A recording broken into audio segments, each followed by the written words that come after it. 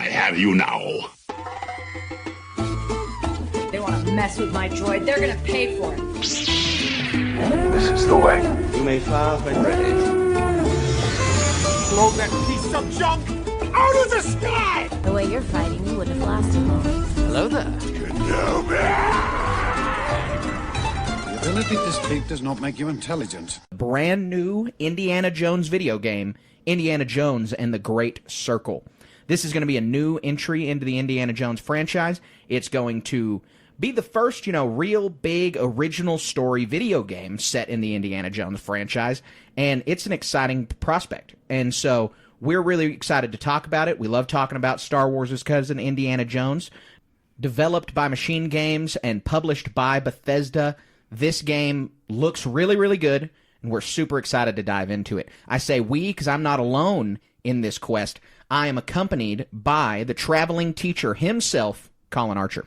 Man, I've watched this trailer several times, looking at all the minute details, and I'm so pumped. I really am. There's going to be so much to this game. I can't wait to talk about it either. I know. It's going to be a blast. I'm really excited to dive in. We've talked about it numerous times, how big of Indiana Jones fans we are here on this podcast.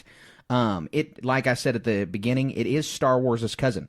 There is a place for Indiana Jones among Star Wars fans. There's always going to be a special place in the heart of Star Wars fans for Indy. And with it being a Lucasfilm product, it's just time to talk about this. I haven't seen one of these breakdowns yet. I don't know of any other Star Wars podcasts that are covering the game. I know that there were some podcasts that covered Dial of Destiny like we did. And I saw some podcasts take to Twitter to freak out about the game. But I don't know anybody that's done a trailer breakdown yet. So I'm super excited for us to get to dive in and talk about the ins and outs of this trailer. Yeah, me too. Right fast, though, have you played any Indiana Jones games? No, I know they exist, but I've never touched a single one of them. So the first one I played was for the original Nintendo. Mm-hmm. It was the Temple of Doom. And like all games back then, especially for a child like me, it was impossible to figure out. You go to the mines and be on those mine cars and just roll around. It was a maze. So there's actually a lot of them that I haven't played for various gaming systems. But I think this is the first one that we're both going to get to enjoy. And it's going to be so much akin to what's coming out recently. It feels to me, it feels to me, though, that this game is a little bit overdue. Yeah, and I would absolutely agree with that. I'm surprised it took this long to get this original story Indiana Jones video game out there, but I'm happy that it's out there. We've had games that mimic the Indiana Jones plotline for so long. I mean, you have Lara Croft's Tomb Raider, and you have Uncharted, and those games are Indiana Jones. I mean, essentially, they're globe-trotting adventure games about history. Yeah, and there's a lot of other games that tell stories that other folks wanted to tell. There's a Ghostbusters game that came out for the Nintendo Wii that's supposedly like a spiritual successor to the original movies. So I know there's a lot about this one that we're going to get into. And just by speculation, what we see in the trailer, how this one is going to be in the similar vein as something like that, like a spiritual successor to the movies, right? Yeah.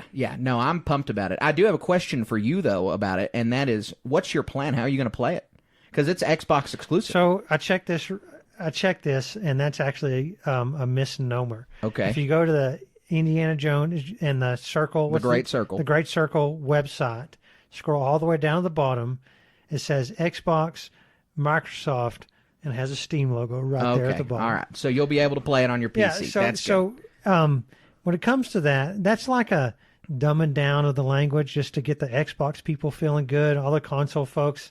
All of us PC folks, we get to enjoy all the games regardless. Sure. Yeah, I doubt that. But I am really excited that you're going to get to play it, so that means we're going to get to be able to do an episode when the game drops. We're going to get to have our third Indiana Jones Station episode when that game's out. And more importantly, what I'm excited for is spending the time and effort to play this game live on our Twitch channel. Yes. Twitch.tv/Station Media. I think this will be a very stream-worthy game because it's going to be so exciting. I mean, when you sit down to watch an Indiana Jones movie, you know that you're buckling in for this adventure. There's cliffhangers at every turn. It's at a breakneck pace, and I really hope that the game is the same vein. I know that we're going to get into the gameplay and talking about it, and this game's obviously going to have a lot of puzzles in it, but I really hope that that doesn't impede the speed at which this game plays. Now, I don't want this game to be 3 hours long. I don't want it to feel short, but I want it to feel like an Indiana Jones movie. You're exactly right. I have this mental block when it comes to all these puzzle games, and being that this is a new game, I think that's part of the reason why I want to stream it. So maybe you can pop into the stream and be like, hey dummy, do this, and I'll be able to get past whatever roadblock I'm on. It'll be just like Jedi Survivor. It'll be just like Jedi Survivor. Yeah, but with the Indiana Jones theme, and here we go. Yeah, I'm pumped to talk about it. So let's just dive right into it. Before we get to the trailer, I think it's worth talking about Todd Howard's video that he did at Developer Direct, because he gave us a little bit of information in that video that's just going to inform this. So the first piece of information is this game takes place in 1937, which places it directly between Raiders of the Lost Ark and The Last Crusade. So Indy's dad hasn't died yet. We haven't been reunited with Indy's father yet, but we do have the Temple of Doom and Raiders of the Lost Ark under Indy's belt as far as canon goes. Yeah, and what I'm most excited for about this is that, maybe there are some brief mentions in the trailer, but this whole opposing Nazis is going to be a very prominent theme. Yeah, certainly. And I'm so looking forward to that aspect, because they're a worthy villain, if you will. Yeah, absolutely. I mean, there's no more familiar villain to Indiana Jones than the Nazis. I mean, you have Temple of Doom, where he's obviously fighting the Thuggee cult. The Thuggee cult, and then we have Crystal Skull, where he's fighting the Russians. I mean, it's time period appropriate. Yeah. But the fighting the Nazis is obviously what people associate with Indiana Jones. There's the iconic scene of him punching countless Nazis. Well, and for me personally, it's going to the theater and seeing Last Crusade and the big reveal in the middle of the movie, right? So fun. Yeah, it is. It's a blast. So, good time period, and the Nazis are not the only foe, so we're going to talk about that here in a little while. But he does have some other foes, which will be really interesting, because that hasn't seemed to be the case in an Indiana Jones movie, where he's having to fight multiple different adversaries with competing goals. But it seems like that'll be the case here. Yep. The game is mostly in first person unless you're traversing. So unless you're climbing up something or climbing across something, you're just going to be in first person. This is probably my biggest complaint about the game, is I think that's kind of dumb. You have this character with one of the most iconic silhouettes in cinema. You have a black image of a guy in a fedora with a rope hanging on his side, and 99 out of 100 people will tell you that's Indiana Jones. Right. And so it's kind of lame for the most of the game to just be his fists. Yeah, I hope that'll change. There's usually an option or something. I don't know. They said it's not going to be. They said it is dedicated first person because they don't want it to come off as Tomb Raider or as Uncharted with an Indiana Jones skin on it. So they're trying. This is where they've chosen to make their spin. And I think, I couldn't think of another place to make a spin. And so while I'm disappointed by the fact that it's going to be in first person, I couldn't have told you how to differentiate it from those other games. No, other than it being Indiana Jones. But, the arguments of reskin of those games would make sense if they didn't do something really unique like first person. But I'm not excited about it. We also have confirmation of a lot of the locales in the game. And so we're going to be visiting, and this is not all of them, but we're going to at least be visiting Thailand, Italy, and the Himalayas. Those have all been confirmed. You see the snow-capped mountains in some of the trailer. You see the Vatican in one of the shots in the trailer. And so I think the jungle he's in may be in Thailand, but I'm not sure. Yeah, and so that's the draw. One of the best draws of Indiana Jones anything is the globetrotting you get to do with the map and the red line and the airplane. So getting that in this, man, it's really going to hit home. It is. It's going to be a blast. I cannot wait to do that, and to get to see all of these locales. The graphics look great. You're going to be able to explore a lot of really unique places. And I'm thinking it's going to be, at least I'm hoping it's going to be along the lines of the Assassin's Creed games on historical accuracy. Yeah. And Indiana Jones fans, I think, will demand that level of historical accuracy. I believe so. And so the globetrotting thing begs a question: is this going to be an interconnected adventure, or a series of small adventures, or like an interconnected adventures with side adventures? What do you think it's going to be? I think that you're on rails. I think this is a set story. I think that you're going from point A to point B. There's no going back anywhere. There's no going off and doing side quests. I think that this game is going to be played in a straight line. Yeah, so for the slightest selfish reasons, I kind of hope you're wrong, because based off of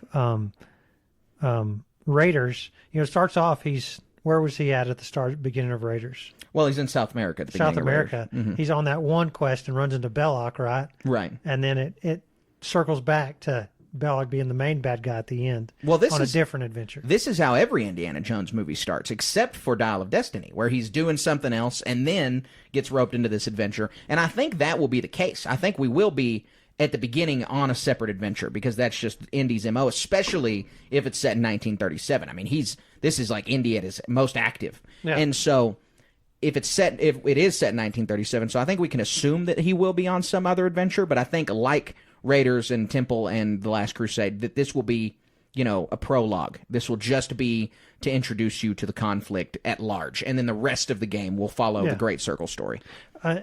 Again, I think it's just selfish reasons. I want to go on mini quests.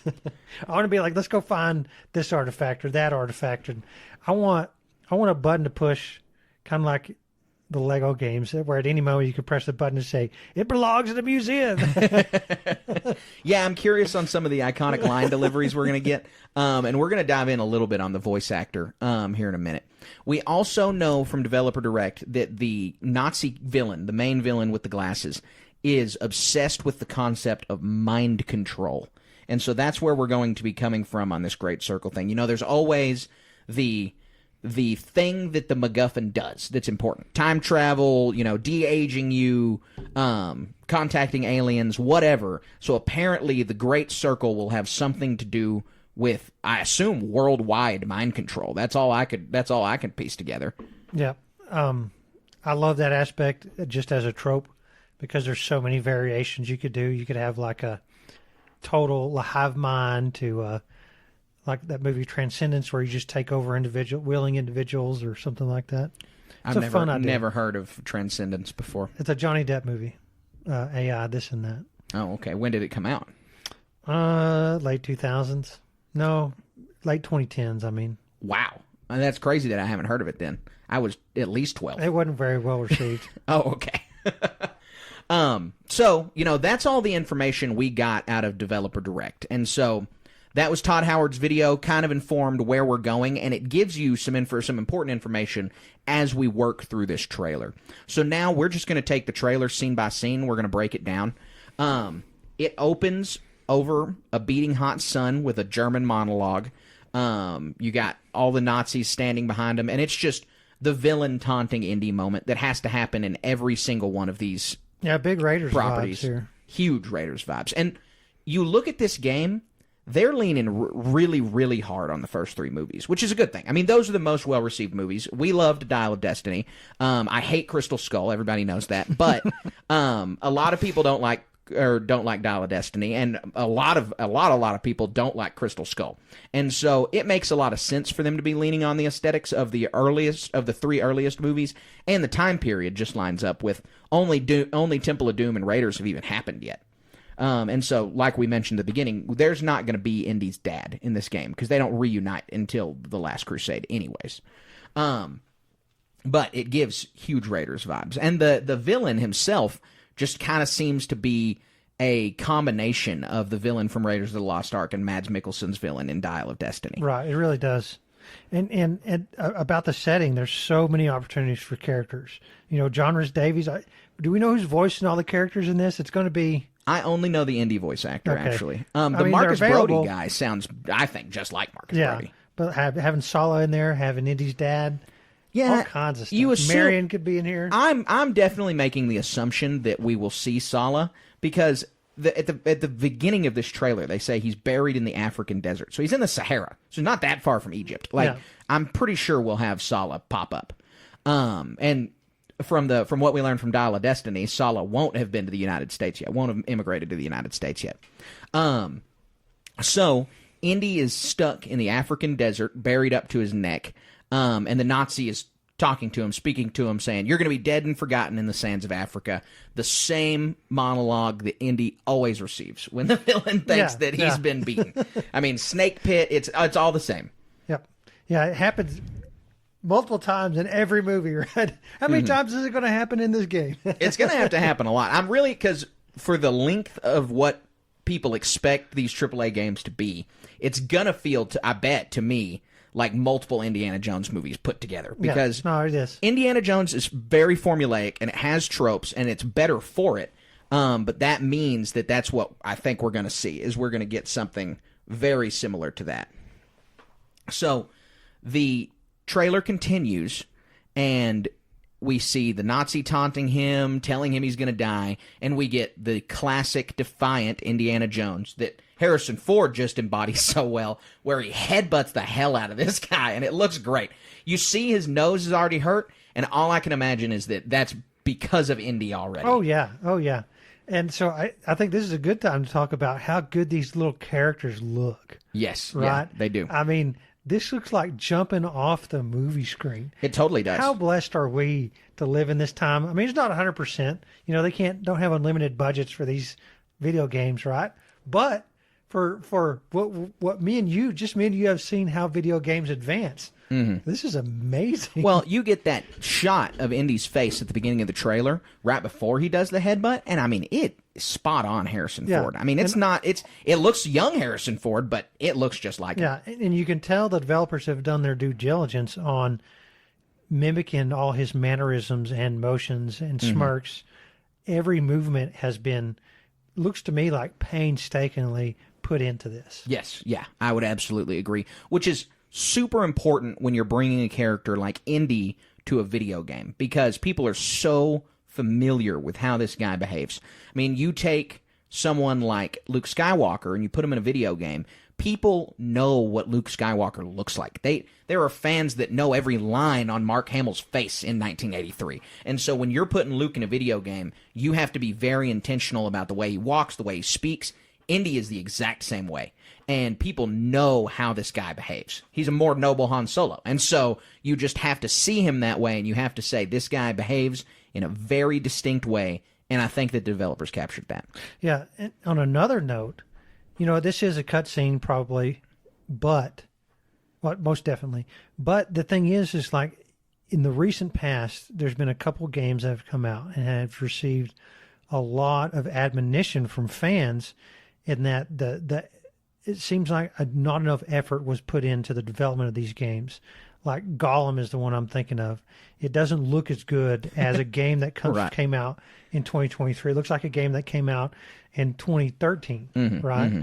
And so, in my opinion, and this is a hill I'm almost willing to die on, that if developers aren't putting these games out that look what we think and to almost bridge that uncanny valley gap or something like that, people aren't going to buy them, you know? Right. If in 2024 you're making a game that looks like it came out in 2014, you're going to have a hard road to hoe on these games coming out. That's a really great point. And it looks like they took their time with this game. And we know they took their time with this game. This game's been in development for a really long time. Yeah. And we're going to get more onto the story here in a little while, but I think that everything's been pretty painstakingly put together, which is every Indiana Jones film to this point, even the Crystal Skull, it's pretty much been a labor of love. I mean, it's been well-researched, it's been well-casted, it's all of these things to get the formula correct. People understand what goes into an Indiana Jones movie. I just wish more people understood what goes into a Star Wars movie. So, one of the things that this sparks is you see Indiana Jones buried up to his neck in the desert. This will almost certainly lead to some kind of interaction with creatures, because you have in every Indiana Jones movie the big moment where he's got to interact with snakes or spiders or centipedes or whatever it is. Well, what do you think is going to attack Indy in the ground right here?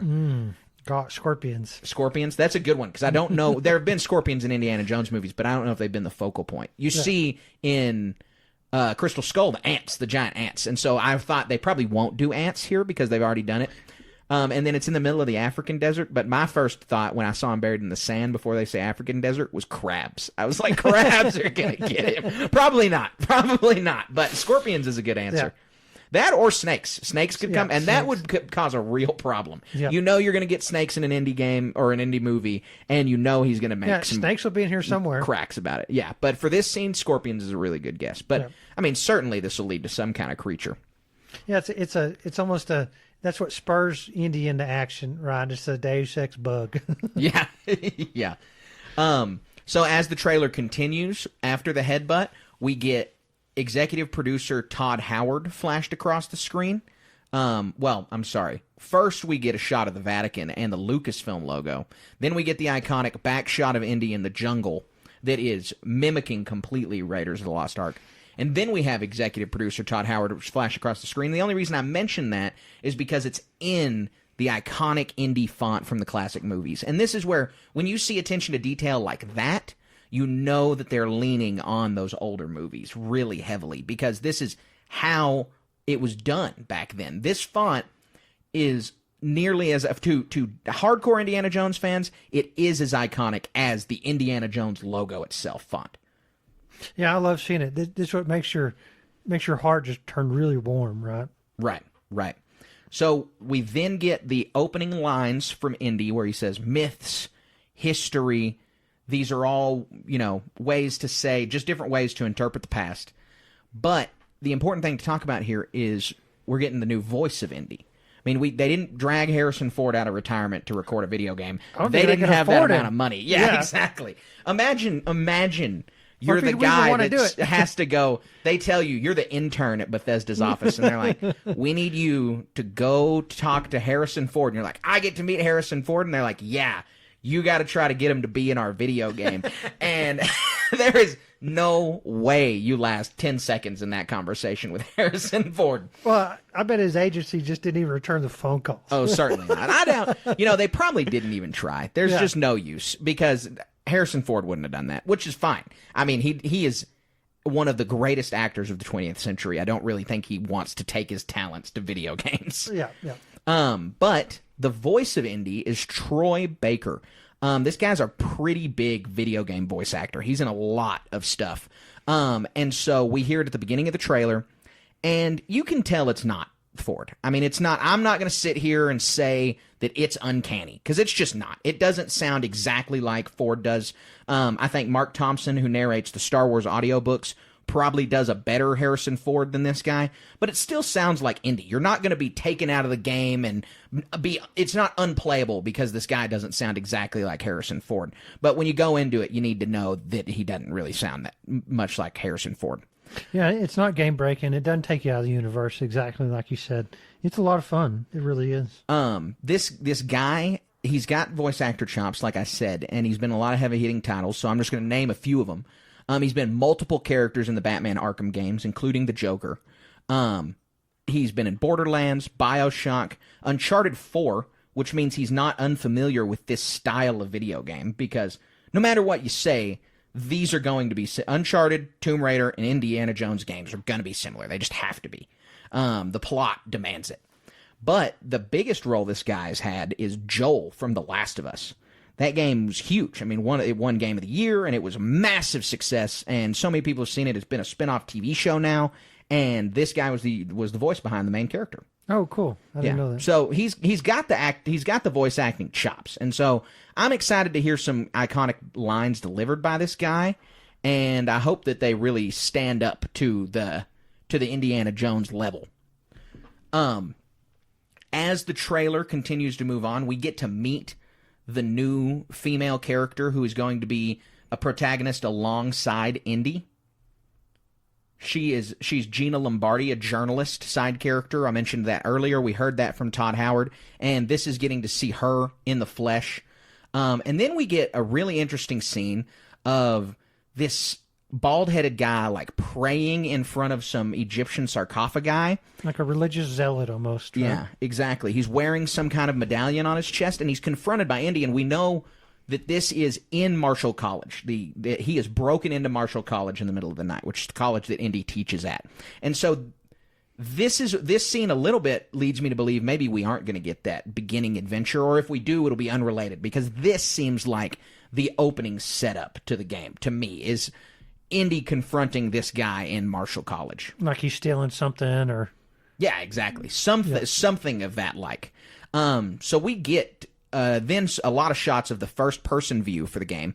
We get shots of a tomb. We get shots of rats and skulls and some catacombs that look a lot like callbacks to Raiders and The Last Crusade. Yep. They look a lot and like it's that. obviously the first introduction of that this game's going to be a massive puzzle game.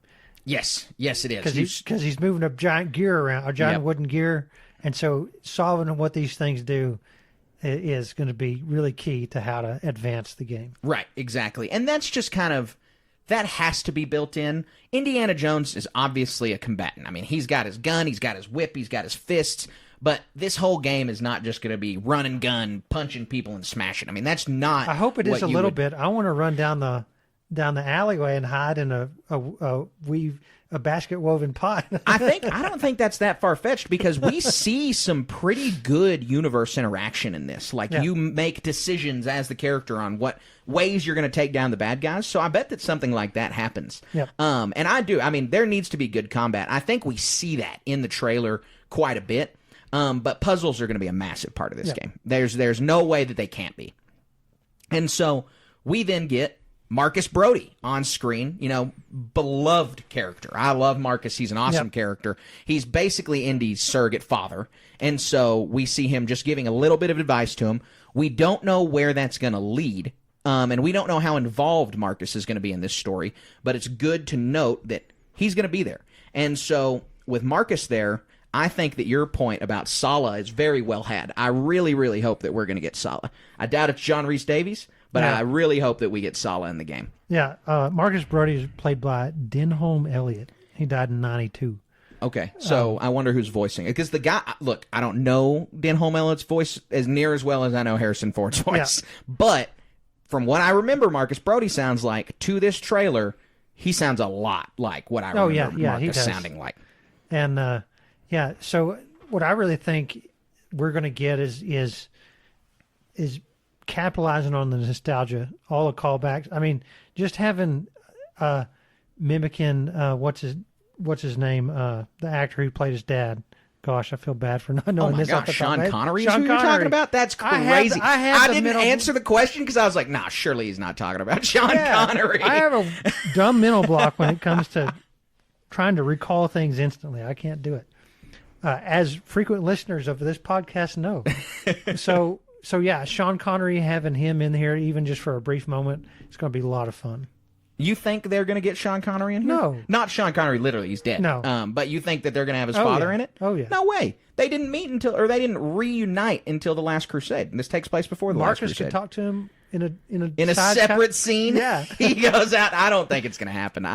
I'd at least in the manner that canon takes place in the Indiana Jones universe, which I know is nowhere near as rigid as Star Wars or anything else, I still don't think that we're going to get. If they can make an Obi-Wan TV show where Vader and Obi-Wan have a small confrontation, they can figure this out. That's okay. All right, that's a decent point. But it's not like they're going to argue on the phone or anything like that. So we'll see. We'll see. So we get a lot of shots of gameplay after this. We get to see a lot of how this game's going to turn out. We see a lot of the first-person view. As you said earlier, that you hope that you can jump in the wicker baskets. I really think that's going to be the case. You get to zip line with your whip, but we see Indy pick up a hammer out of a wheelbarrow and chuck it at somebody. And that looks optional. Like, that doesn't seem to be the only way to take that guy down. And so I think you're going to get to make decisions on how you make your takedowns. Yeah, so it's like you could do a brute force, just knock everybody down or out, shoot them, whip them up. Or you could throw that hammer off to the side and cause a distraction and sneak by. Yes, yeah. Well, that's what we see in the trailer with the whip alone. It is used for traversal, it is used for combat, and it is used as a distraction. And so I think that all three of those things combined, one, we see each one of those in the movies, and so it needs to be part of that. But seeing them in the game is going to give you a lot of good, fun decision-making. Yep. So this trailer continues, and we get all kinds of scenes Indy having to interact with the environment. We get tombs being opened. We get a lot of really cool landscape shots of the different locales that Indy's going to be going to. And then we get to see what the plot of this is. We get to understand what the Great Circle is, because every Indiana Jones has to have its MacGuffin. This one doesn't seem like an object, though. This one is more like do X things at a bunch of different historical sites. And so the supposition is that these historical sites make a circle around the globe and that they all line up on the same line. I was really skeptical that this was an actual concept. All the other Indiana Jones movies, every single one, have at least been based around some kind of concept or theory that people believe in, or myth or legend or whatever. This is real, though. And I Googled it, researching it. It's really high-minded. Just even the little summary on Google from Wikipedia is like, I have to read it 5 times really slow to get this thing. And I've only read it twice. So yeah. So we have an interview done with Lucasfilm by one of the game developers, Jerk Gustafsson from Machine Games, and he confirmed that the theory is a real thing, that it's something that they're based on, and that there are real world sites that make a big circle around the world. And so they're not the same sites that are in the game, but it's not unbound in the real world. Yeah, a lot of this, what plays off of is just a mythos that's been developed over time, talking about, and even these other movies do this, like ley lines, or, a replica of Stonehenge exists in this other parts, and they are made in 2 different times, or you got the pyramids in Mexico and the pyramids in Egypt. How were they built? And they didn't have the tools back then. So a lot of these theories and MacGuffins and mythos things build off of just things that exist in the surface level knowledge, but then they develop these subsurface things that make it look super cool. Yeah, it's going to be exciting. I mean, I know we're going to get a good story. I always want Indiana Jones stories to be grounded in history, and so this one being done the same is perfect. So we get to keep going through the rest of the trailer. We get plenty of gun and fist combat. We know that you're going to have all of these options available to you. And then we get the other bad guy. There is, in one of the last scenes where Indy is on an airplane jumping onto another airplane, that's a Mitsubishi Zero, which is a plane flown by the Japanese Empire in 1937. And so the Japanese will also be an adversary to Indiana Jones during this. Now, they're likely an extension of the Nazis at this point, but you got like you encounter them in Thailand, but the trailer looks like it's in Italy. I mean, the trailer to me looks like it's in a European city, and we only know that Rome is one of them. And so, I mean, it looks like a war-torn. Oh, no, maybe not. What are those? We're rewatching it. I'm replaying it. Those boats are distinctly Asian. The boats in the canal look very Asian. Yeah. The rest of the shot, though, to me, looks like a European city. So I'll be very interested to see where that's placed. Yeah, that is super interesting. And it's hard to grasp. You have to really slow down these scenes and play them almost frame by frame at a time to get that true in-depth look at. I mean, I didn't even notice a Zero my first watch through. But yeah, so even in Thailand, the Japanese Zero is quite a long ways, quite a far away from home. Speaking of like artifacts and stuff, I read a long time ago they had submarine launched, or were theorized, or trying to engineer and develop submarine launched aircraft, and so it was the Japanese were trying to do that or something. I wonder if something like that's going to, because that's one thing that always showcases, the plane that looks like Indy's jumping from is similar to the one we see in Last Crusade, where they take that airplane from the blimp, right? I mean, it's almost exactly, because he's shooting at a gun from the rear, and whereas in the movie where his dad shoots the tail fin off, right? And so, like, I don't know if it said expressly in Last Crusade, but was that the Hindenburg? It's not said expressly, but I think it's very heavily implied. Yeah. Well, or it's not that much of a leap, even, because that's another mythos because that stems from that era. Was before the Hindenburg disaster, people believed that blimps were it. The future of air travel. The future of air travel. Absolutely. And there's been a whole game, Crimson Skies, board game and video games, developed off of like what if the Hindenburg disaster never occurred and that air travel advanced and stuff? And so think about like an Indiana Jones character and you're living in his shoes. And this is all this mythos. And this is also a time of extreme global tension. It is. Why did the Japanese enter or attack Pearl Harbor and align themselves with Nazis and the Italians, right? Mm-hmm. And of course you had all the stuff going on in Germany, and and you're on the heels of the Great Depression. Yeah. I mean, there's a lot going on. It's a really exciting time period to be set. Just, the original 3 Indiana Jones movies are on a not untouched part of history, but so many people are familiar with World War II history. There's so many games and movies set during World War II. There's even many games and movies set during World War I, but there's not a lot about the time between those two wars. And so Indiana Jones taking place there has always been something that is really fascinating because it's so little known, and it's always been a great way to introduce others to this kind of history. Looking at this map here, so I Googled a map of the Japanese Empire at the time, and it looks like the Japanese Empire is nascently expanding into Thailand and what would later be Vietnam and Burma at the time. Around this time period. They haven't finalized their foothold there yet. So I think it's going to be really exciting because it'll be the Japanese incursion into these territories. And it could be a lot like the Germans in Africa. They're searching for these trinkets. They're moving around in these times before the war takes place there. Yeah. Yeah, usually with these MacGuffins, everybody wants their hand in the pot to try and get a piece of it. So the Japanese being mixed in is really cool. Well, and it's an exciting change of pace.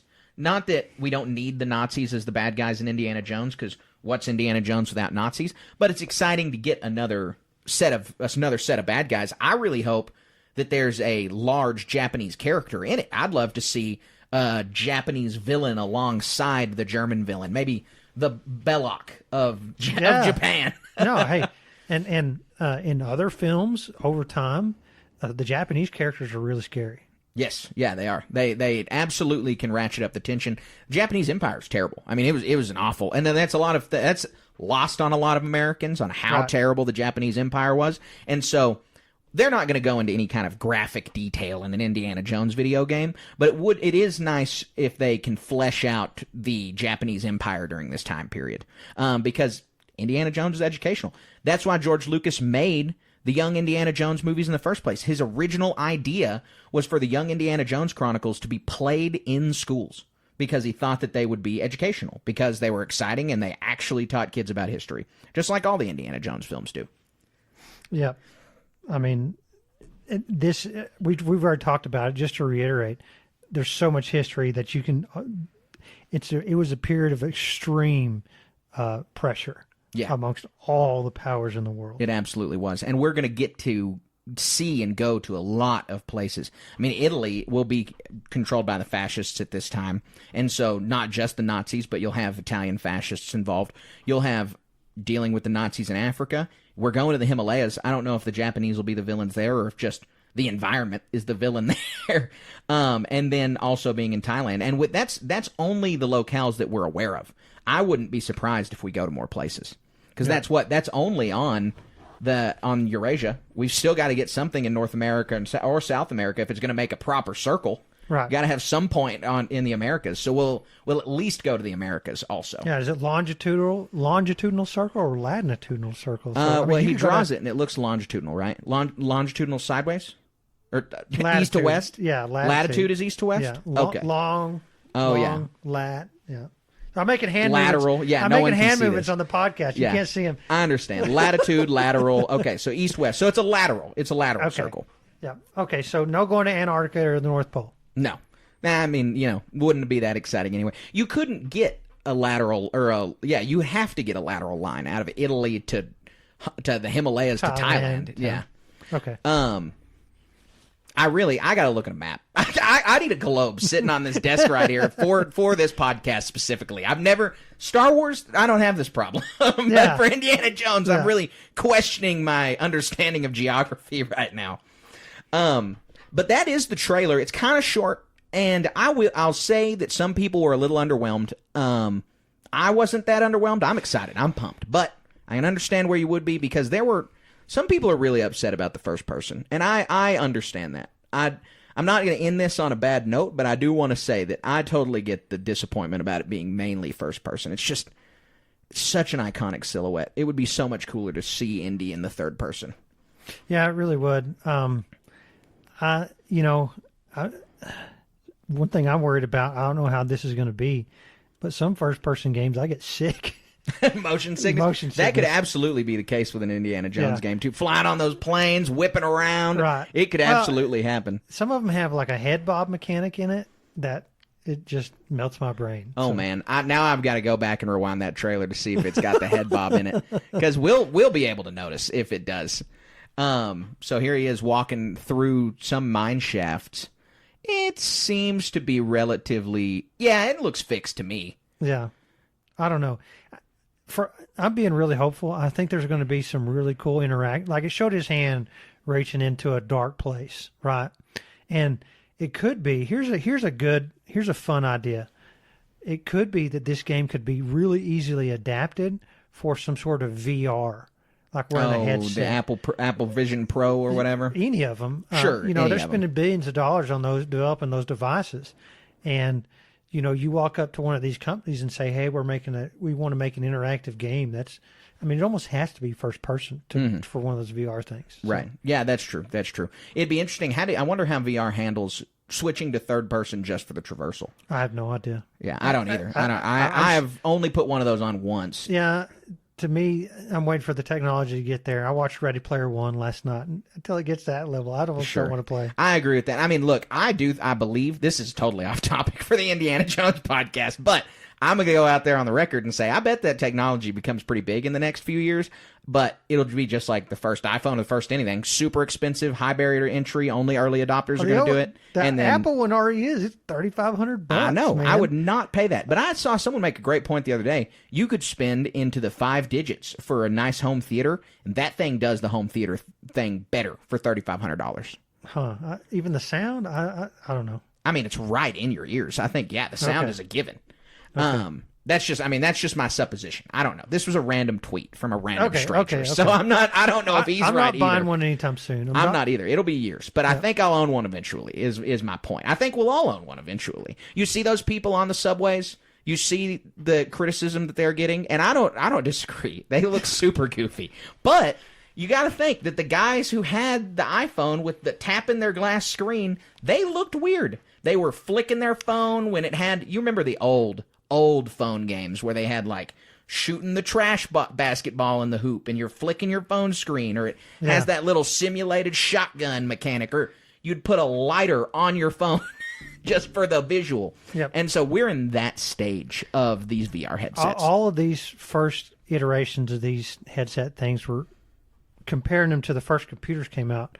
The first computers that came out were extremely expensive. Right. And so this is the same way. And granted, everybody wants the Apple, this and that. It's going to be cost effective eventually. Second thing I want to say, the thing that'll get me to buy one fastest or borrow one from a friend is if Palpatine announces his return and I have to buy one to view whatever he's doing. Right, just like Fortnite. Just like Fortnite. No, an X-Wing game on there, that would kill. An X-Wing on the VR headset. Just a matter of time. I mean, really Squadrons was on the VR, and it was supposedly very good. I didn't play it on VR. I loved Squadrons on the Xbox, so it'll be there. It'll be there. But back to Indiana Jones. Yes. We're pumped for the game. Yeah, we have too much fun. Super excited to play that. I think it's going to be a blast. I think it's going to be a big success. I'm hoping, there's just not. We went and saw that Dial of Destiny for my birthday, and we took some of my friends who had not seen a single Indiana Jones movie before. And so Indiana Jones is not something that connects with a lot of Gen Z folks. But I really hope that this game can change that for a lot of people, because it should. It should connect with everybody. It is a timeless movie to me. It really is. When I was a kid, I never had a brown fedora. My parents wouldn't buy me one.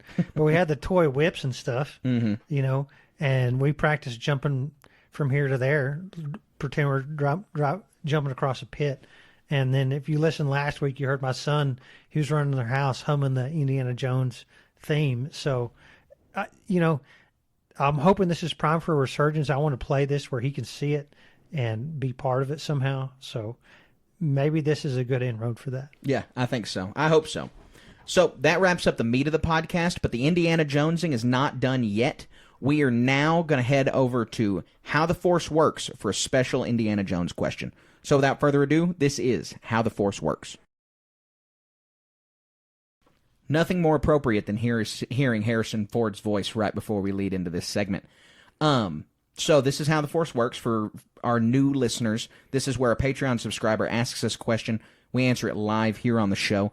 And this question, we reached out to Loaf and asked him to ask us an Indiana Jones-related question. So this one comes from Patreon subscriber Loaf. That's not how the Force works. What Indiana Jones artifact would you most like to find? Oh, to find? Yeah. I read that before, and I thought it said have.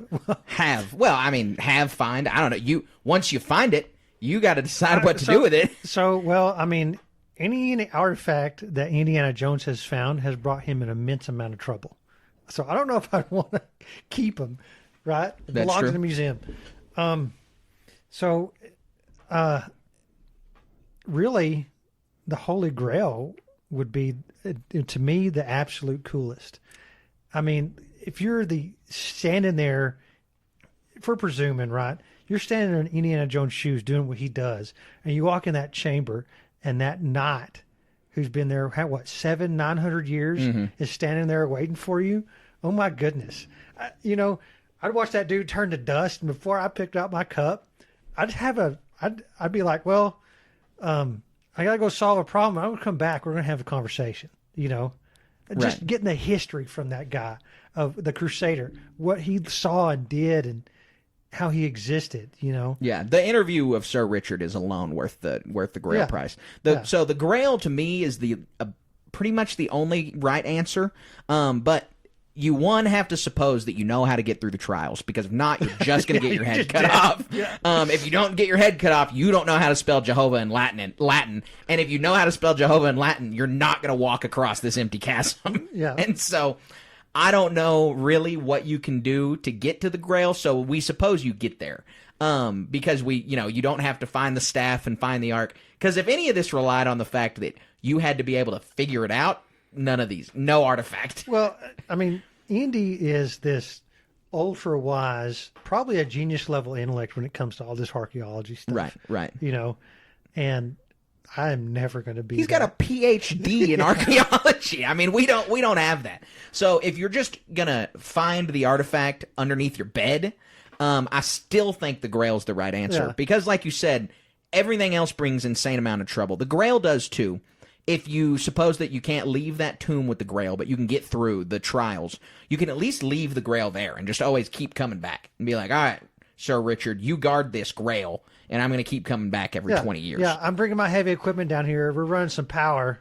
I'm going to set up my base down here. Yeah, right? exactly. We're yeah. just going to chill out. We're going to get you this thing called a TV, man. And so you would do that, and the Grail is the right answer. But the stones, the Ankara stones, why would you want those? What's the point in having those? Yeah, I mean, to protect your village. Yeah, but you can't take them anyway. I mean, that whole. Well, you can. It Yeah, damns but the you're village the way you took bad them guy at from. that point, right? Yeah. They can So- still be yours. I'm not. I mean, they create social disharmony in that village. Yes. I'm not doing that to anybody. Oh, I don't think you should. I'm just saying you can't. I'd return them to those people, but man, I'm not risking having my heart pulled out to go find Yeah, those things. I agree. And then the It's Crystal too scary. Skull, no good can come from contacting those aliens. All You right. do not want that. Well, and that's the one I'm thinking of. You get this crystal skull.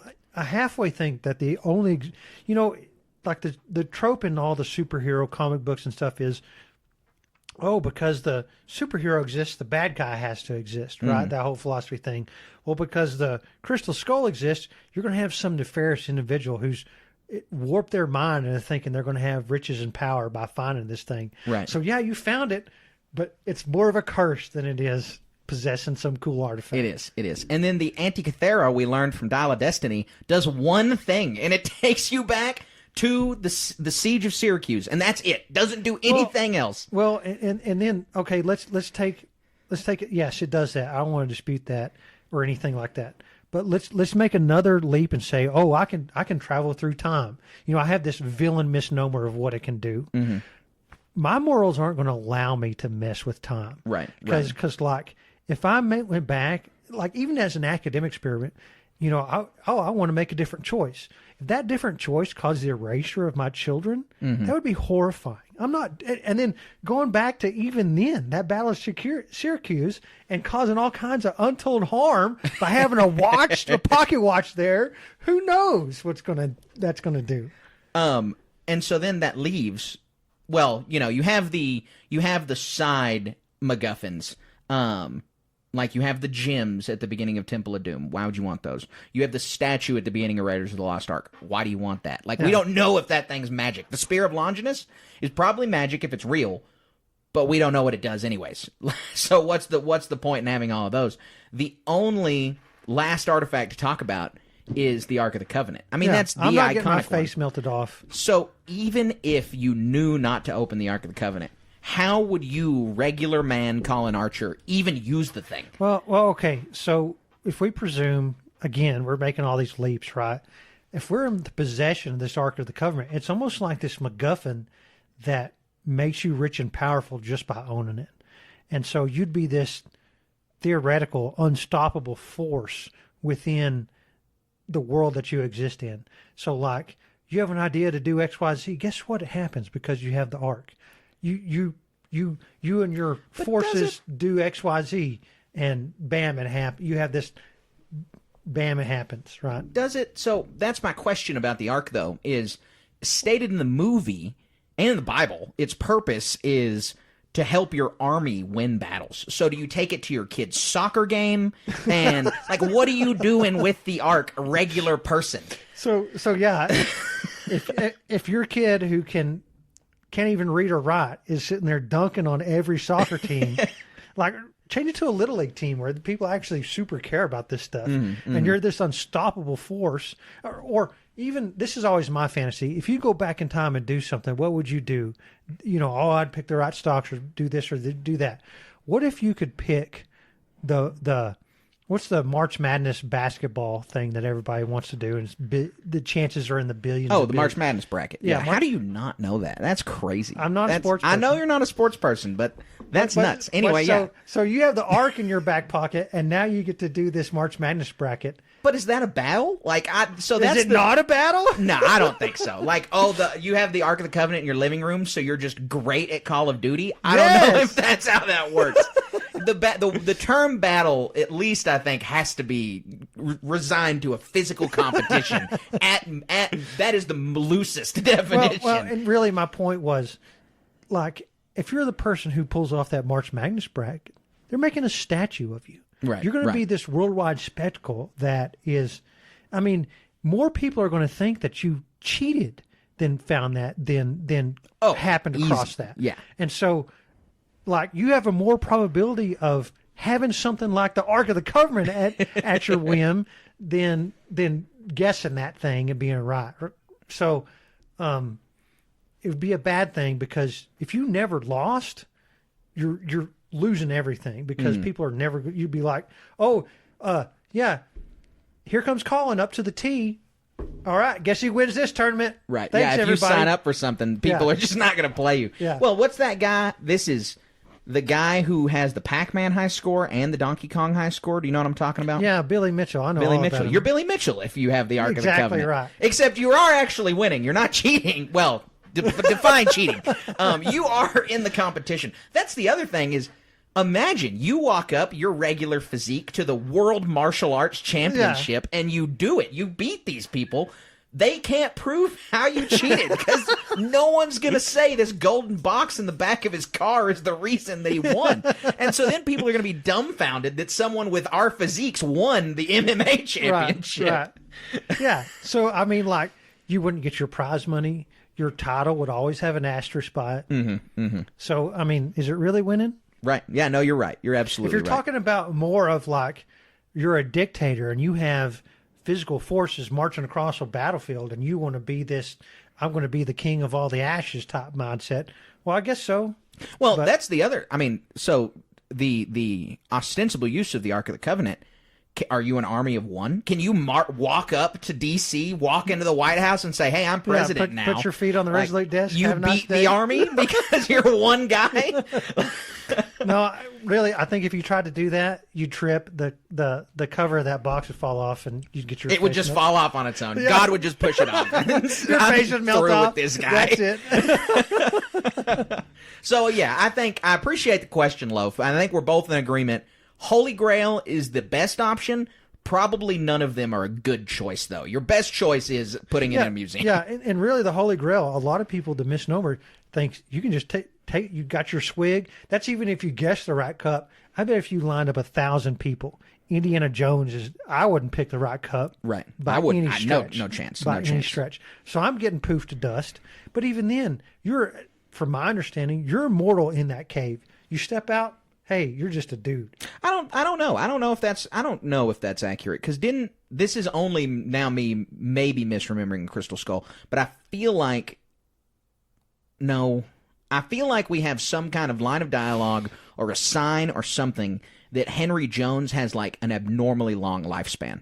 Not that he obviously died. He's not immortal forever, because they say you got to keep drinking out of it. But I do think that his life was extended by an amount of time that is beyond a normal person's lifespan. I don't remember, but it sounds right. Yeah, I think that that's the case. But I don't actually remember that part. I've only watched The Crystal Skull like 5 times. Yep. But again, Loaf, we appreciate the question. That was a good question. We love the indie questions. So everyone, continue to head on over to patreon.com/Star Wars Station and submit a question for us to answer. We'll answer other indie questions on a not indie podcast. I mean, these are any questions you can think of. So send them to us and we'll answer them here on the show. Our next segment is not Indiana Jones themed, because there was a lot of Star Wars news this week that we've got to get to. So we are going to now hop into the HoloNet news.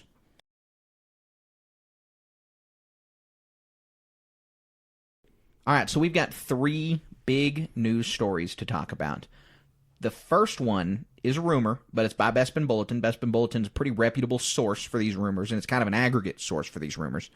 And that is that The Mandalorian and Grogu will start filming on June 17th of 2024. You made the HoloNet. So many things. That one, this is a really good idea that they had to spin this into a movie. Number 2, the idea is succinct enough that they're going to encapsulate it in a beginning, middle, and a good bookend on this thing to be successful. And so, in my opinion, that means that wherever they're filming it at, it's going to be nice and warm. I think they're going to knock this out pretty quick. And the last thing I think this means is a Christmas 2025 release. That's bold. I still think it means 2026. That's a fast turnaround. A year to film and produce. So this is, you got to think of this as a movie based on a TV show. And so they're not having to come up with a bunch of costumes. They're not having to come up with a bunch of actors. They're not having to come up with a bunch of set dressings. It's almost turnkey to produce this thing. And so I really think that all the groundwork is laid out. It's just a matter of executing it. And being that, this has only been a month since we've had the start of this news, right? That's true. And so That's here true. in a couple months, 3 months, 4 months, they're going to start filming this thing. And when you have all this groundwork laid out, everything falls into place. We'll see. Now I do think that that's why they're able to start filming so fast. I mean, June 17th is a fast time to start filming. I still think they're going to need the full time for a 2026 May release, is my prediction. Because we know we're supposed to get 2 movies in 2026 now. May for this movie, and then December for the Rey movie is the guess. And so I'm sticking with that one. But I do understand where you're coming from, and I am pumped that we're about to get this Mandalorian movie, because it's just going to be so much fun. It's going to be a home run. I mean, it's going to be really hard for that to not be well received. Again, what I really hope from the last time we talked about this is that this is something that the kids want to go out and see. Yep. I want to sit next to my son and daughter at this movie and have them just be enthralled. Daddy, I want to go see the Grogu movie. I can't wait. Yeah, you're absolutely right. I mean, the important part about it is that it's received as a family movie, like all Star Wars movies really should be, but this one above others needs to be well received as a family movie. Right. So our next piece of news story is Andor related, which is super exciting because I feel like we're always starved. I'm always starved for Andor news, at least, because I am so ready for it. Easily my most anticipated Star Wars. But Stellan Skarsgård, who plays Luthen Rail in Andor Season 2, has said that the ending, he's super satisfied with the ending. He loves reading Tony Gilroy's dialogue, and he just continues to praise this show. And Stellan Skarsgård has been in a lot of really good stuff. And so for this guy to say how much he loves reading Tony Gilroy's dialogue, we're already familiar with how good it was in Season 1. I'm really, really excited for Season 2. Yeah, he was the show's called Andor, but this guy, Luthen Rail, the scenes that he appeared in and the trickery and I'll just say badassery that occurred with him in there really I wouldn't say stole the show, but was over the top cool and amazing to get to see. I mean, he was a completely unexpected character. Came out of nowhere. I mean, we knew about Saw, we knew about Cassian, we know who Mon Mothma is. Like, a lot of the characters in Andor, despite Andor having this, not as, well, I don't want to say not as Star Wars feel, because it's 100% Star Wars, but a less family-oriented feel than most Star Wars products. There were a lot of Star Wars elements and a ton of Star Wars characters already thrust into this, where Luthen was this brand new character that Skarsgård brought to life and had, in my opinion, the best monologue of the show. Oh, yeah. Which is hard to, I mean, that's hard to say because there's a bunch of amazing ones, but definitely loved his monologue. So I think this news story and what he said in it is a telegraph that this character dies. Oh, easy. He has to die. Yep. I mean, there's just no room for Luthen in the future. He's not been in the comics. He obviously wasn't in the movies, so he's going to have to kick the bucket at some point. Yep. I think everyone related to him other than Mon Mothma is going to have to kick that bucket because That's it's right. just, they aren't in anything else. The writing's on the wall. So we have one more news story, and this one is one that is not exciting to talk about. This one is really sad. Carl Weathers, I'm sure everyone's heard because it happened last week, but Carl Weathers, prolific actor, passed away this week. He passed away on Thursday. And so Carl Weathers has been in a ton of stuff. He's a prolific actor, but he's obviously been most recently involved in Star Wars. He was Greef Karga in The Mandalorian Season 1 through 3. Another amazing original character that we've been introduced to in, this era of Star Wars. And he just brought that character to absolute life. Yeah, he really did. And I enjoyed every moment. If you listen to our RPG podcast, we have the bottle of liquor. It's tequila in real life. I don't remember it was just a bottle of liquor, a gift to Mando.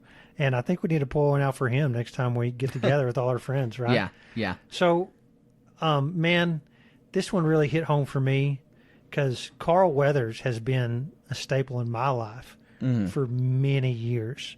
And, the first Rocky movies is one thing. It's kind of sports related, so I didn't really connect with those. I still like them. I still enjoy them, right? Apollo Creed and all that. But where he really connected me the most was as Dylan, as Carl Weathers as Dylan in Predator. Predator is one of my favorite movies. It's kind of silly to say because it's just so campy and silly. But how he played that character in that movie alongside Arnold Schwarzenegger just really, man, I don't even know how to word it right. It's so magical to me, because it's set in the jungle and they're hunting this alien and he's one of the guys that falls prey to him. But the relationship they had and how the story developed in that movie was so cool. And to me, like, movies today, even probably Mando and all that stuff, it's all made in front of a green screen and stuff. Oh, yeah. The volume, I mean, you cannot dispute that the volume is just a giant green screen. It's a really good one, but it's just a giant green screen. So back when this guy, this athlete turned actor, got into all this stuff, there's stories of film and Predator, how all these people were sick and stuff and having a real hard time. And then you had this ultra machismo that I don't think you get to see in a lot of movies. The iconic scene is a meme nowadays of where Where the handshake. yeah, where the handshake, right? And it's got these big bulging biceps.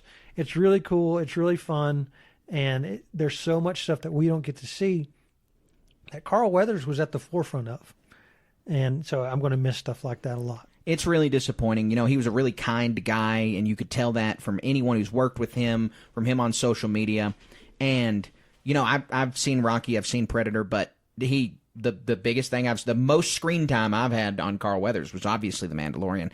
His role as Grief Karga just encapsulated this underworld feel that Star Wars has. He was a great underworld character, and then he became this planetary governor. Grief Karga's plot line and his arc is super compelling. And Carl Weathers did an awesome job. He was always funny. He was always involved in that role. He gave that role his all. I mean, we get the awesome line of, do the magic hand thing, baby, from him. Just the way that Carl Weathers inserted himself into the Star Wars universe is really iconic. And it's very, very sad that we lost him. Yeah, sad day indeed. You know, it's always tough to say goodbye to a Star Wars actor, and this one is really tough. It's a disappointment that he won't be able to be in The Mandalorian and Grogu either. Yeah, it stinks. But it is, you know, also, I will say, did you hear he's going to be in a Super Bowl ad? Oh, that's and cool. They're adjusting the Super Bowl. They said they're adjusting the Super Bowl ad. I don't know what happened in it that they needed to do that, but they are changing it. It's kind of like Kevin Conroy. Did you hear about this controversy lately? I haven't heard about that. So in the Suicide Squad video game that just came out, spoilers for the Suicide Squad video game, Batman is executed, shot between the eyes by Harley Quinn. Yeah, it's really brutal. So I think the plot line is like the Justice League gets taken over by Brainiac, and they gotta all be killed. And so all of the Justice League people are killed. The Flash gets literally pissed on in that game. It's Boomerang pees on his body. That's crazy. It's really graphic. I don't think they handled a lot of the superhero deaths very well, but Kevin Conroy, his last voice acting performance as Batman is that video game, and they didn't really change it or doctor it up after Conroy passed. He passed in 2022. The video game came out last month. So they had a whole year and a half worth of development. To do something. To have done something, and they didn't. And that was, you know, in a lot of people's opinion, a poor choice by the developers. In my opinion, it was a poor choice by the developers.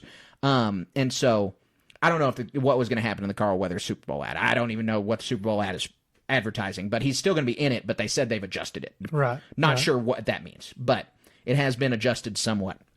And so that'll be, you know, I think Carl Weathers' last on-screen appearance probably will be that Super Bowl ad. Yeah, well, unless they got something else in the can, but who knows? Yeah, who knows? But anyway, very disappointing that Carl Weathers has passed away, and he's going to leave a long legacy in Hollywood. That does wrap up our last news of the week. That's the end of the HoloNet news segment, and so that means segment to go. And that segment is the Star Wars Moment of the Week. All right, Colin. I will accept either a Star Wars or an Indiana Jones moment of the week this week. Which one is yours? No, mine's pretty simple. I've been busy on some other projects. I haven't seen or done very much. But I was scrolling through Facebook, and I noticed that John Williams, his birthday is tomorrow, the day after we record this, February 8th.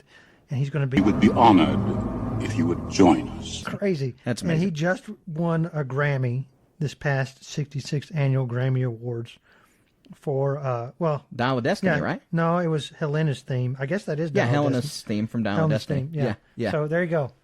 I know it's just seeing a Facebook post, but that was my moment, and it matters. I mean, because this guy is instrumental. We're humming his songs any given moment, you know. Some of his goes through my head. There's not really. I mean, you look at names associated with Star Wars, and George Lucas, and then kind of John Williams. I mean, there's not really, like, if you want to name someone who's been involved in every Star Wars project, he's been involved in more Star Wars projects than George Lucas has at this point. And didn't you go to that symphony last year where it was just his music? Yes, right? Yeah, that was wonderful. That was really wonderful. I definitely think anybody should go to that if they have the opportunity. Yeah, it was great. My moment of the week, we got sent a digital copy of the upcoming novel, The Living Force by John Jackson Miller, and I dove into it just a little bit. I can't wait, man. A story set a year before The Phantom Menace. Yeah. This thing is going to be phenomenal. We are super appreciative to our friends over at Random House Worlds for sending that to us, and I know it's going to be a blast. Yeah, I'm a couple of chapters in, and I'm kind of hooked. Yeah, I know. It's going to be good. It's going to be really, really good. So I can't wait to dive into that more, and I can't wait to cover that when it comes out in March. And so that's my Star Wars moment of the week. Excellent. So that wraps up this week's podcast, this week's IndieCast, as we talked about Indiana Jones and the Great Circle. We're super pumped for that video game to come out. We can't wait to stream it for you guys. And you can find us streaming it at twitch.tv/stationmedia. There hadn't been anything on there for a while, but you can definitely find it there when that game comes out. Yeah, we're building a studio, and it's probably going to be a lot of Warhammer stuff, but other stuff like this is going to be on there too. And, of course, when the new Star Wars games come out, that'll be on there as well. Yeah, that's absolutely true. And you can find us all over social media. We're at SW_station on Twitter. We're at StarWars.station on Instagram. You can find us on Facebook at Star Wars Station. You can find us on Discord at the link in this podcast. You can find a Facebook group, Star Wars Station Cantina. We've got a website, StarWarsStationPodcast.com. And we've got the Patreon, where you can hear all kinds of other audio and videos that we've recorded, all starting at $1. So head on over to patreon.com/Star Wars Station and check those out. Yeah, we're having a ton of fun recording stuff. There's lots of extra content on that Patreon, and we look forward to making more. Yeah, we absolutely do. So we appreciate you guys listening to the podcast. We appreciate you guys leaving a 5-star review, leaving us a like, a thumbs up on YouTube. All of this stuff helps us beat the algorithm. But we also appreciate you guys doing one thing, and that one thing is staying wizard. We're having a ton of fun recording stuff. There's lots of extra content on that Patreon, and we look forward to making more. Yeah, we absolutely do. So we appreciate you guys listening to the podcast. We appreciate you guys leaving a 5-star review, leaving us a like, a thumbs up on YouTube. All of this stuff helps us beat the algorithm. But we also appreciate you guys doing one thing, and that one thing is staying wizard.